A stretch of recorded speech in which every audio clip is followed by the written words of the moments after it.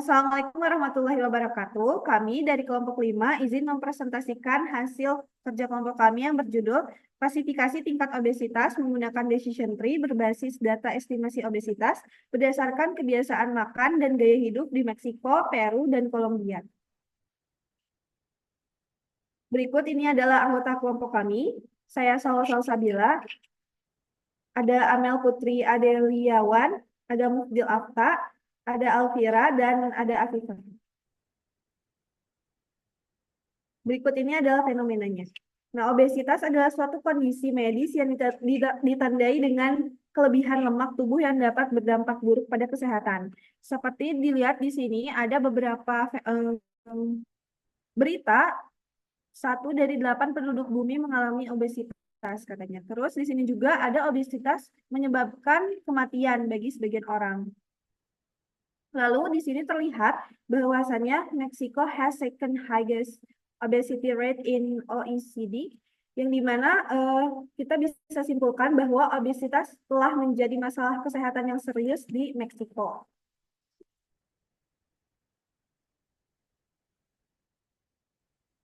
Selanjutnya ada permasalahan di penelitian kali ini ada 2 permasalahan. Yang pertama, bagaimana kebiasaan makan dan gaya hidup mempengaruhi tingkat obesitas di Meksiko, Peru, dan Kolombia. Yang kedua, bagaimana model decision tree dapat digunakan untuk mengklasifikasikan tingkat obesitas berdasarkan data kebiasaan makan dan gaya hidup di Meksiko, Peru, dan Kolombia.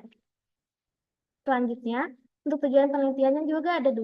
Yang pertama, mengidentifikasi dan menganalisis faktor risiko utama obesitas yang berkaitan dengan kebiasaan makan dan kondisi fisik di Meksiko, Peru, dan Kolombia. Yang kedua, bagaimana model decision tree yang akurat untuk mengklasifikasikan tingkat obesitas berdasarkan variabel-variabel kebiasaan makan dan gaya hidup di ketiga negara tersebut.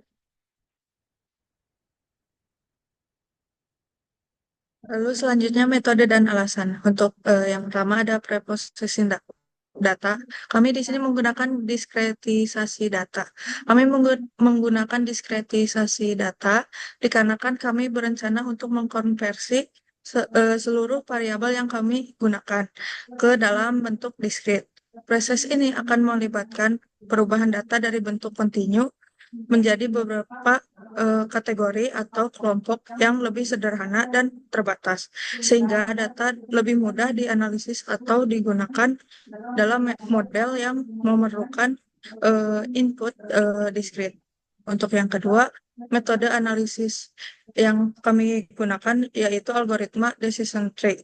Dipilih dalam penelitian obesitas karena mudah dipahami, diinterpretasikan, dan mampu menangani banyak variabel baik numerik maupun kategorikal. Algoritma ini secara efektif mengidentifikasi faktor risiko utama obesitas tanpa memerlukan asumsi linearitas, sehingga cocok untuk menangkap hubungan yang kompleks. Selain itu, decision tree efisien secara komputasi dan mampu mengatasi data yang hilang, menjadikannya fleksibel dan praktis untuk analisis dataset besar. Lalu selanjutnya solusi. Decision tree memberikan alat yang efisien untuk membantu memahami dan mengklasifikasikan tingkat obesitas di masyarakat berdasarkan berbagai faktor yang mempengaruhi, sehingga dapat digunakan untuk pengambilan keputusan dan kebijakan kesehatan yang lebih baik.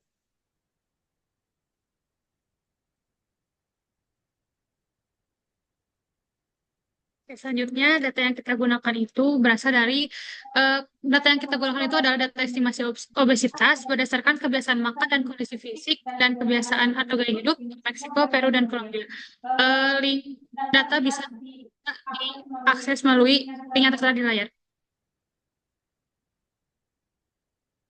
Kemudian atribut-atribut atau variabel yang kita gunakan di dalam penelitian ini, yang pertama ada gender, yaitu variabel yang menunjukkan jenis kelamin individu. Lalu ada family history with overweight, itu adalah variabel yang menunjukkan apakah ada riwayat keluarga dengan masalah kelebihan berat badan. Kemudian ada FAVC, yaitu variabel yang menunjukkan apakah individu sering mengkonsumsi makanan berkalori tinggi. Kemudian ada NCP, yaitu variabel yang menunjukkan jumlah makanan utama yang dikonsumsi per hari. Lalu ada CAEC, yaitu variabel yang menunjukkan apakah individu ini makan makanan lain di antara waktu makan utama. Kemudian ada SMOK, yaitu variabel yang menunjukkan apakah individu merokok.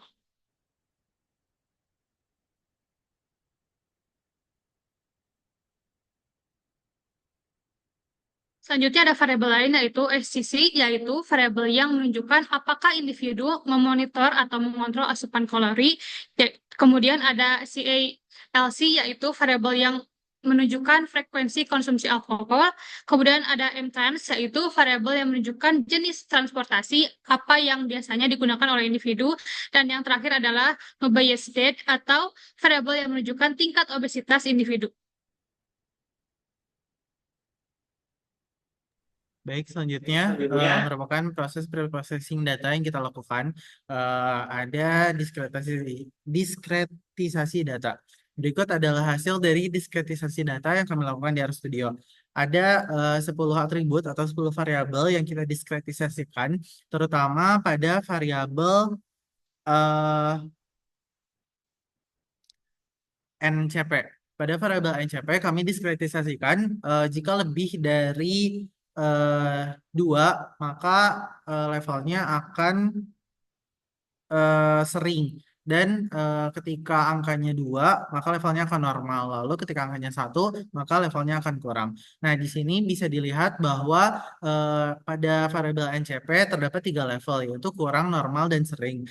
Dan ketiga level tersebut merupakan ordinal faktor atau faktornya berurut. Nah, sebenarnya data yang kami gunakan atau data yang kami dapatkan itu semuanya sudah berbentuk kategori. Namun untuk kebutuhan analisis lanjutan seperti analisis decision tree, maka variabel kategorik ini atau data kategorik ini harus kami rubah dulu ke dalam jenis data faktor dalam RStudio agar nantinya terbaca menjadi data kategorik atau data diskret. Berikut adalah rincian data yang kami gunakan per variabel. Ada gender, family history, FAVC, NCP, CAEC, SMOK, SCC, CALC, MTRANS, dan no-based.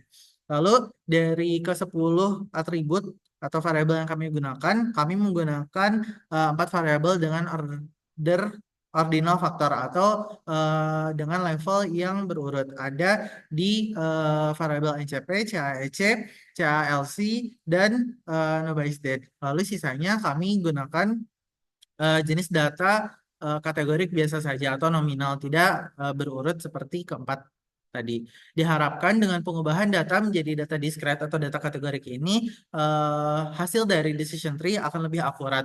Jadi, menurut penelitian, jika decision tree dilakukan dengan data kategorik, maka hasilnya akan lebih akurat daripada dengan data nominal atau dengan data kontingen. Oleh karena itu, kami memutuskan untuk mendiskretisasikan data.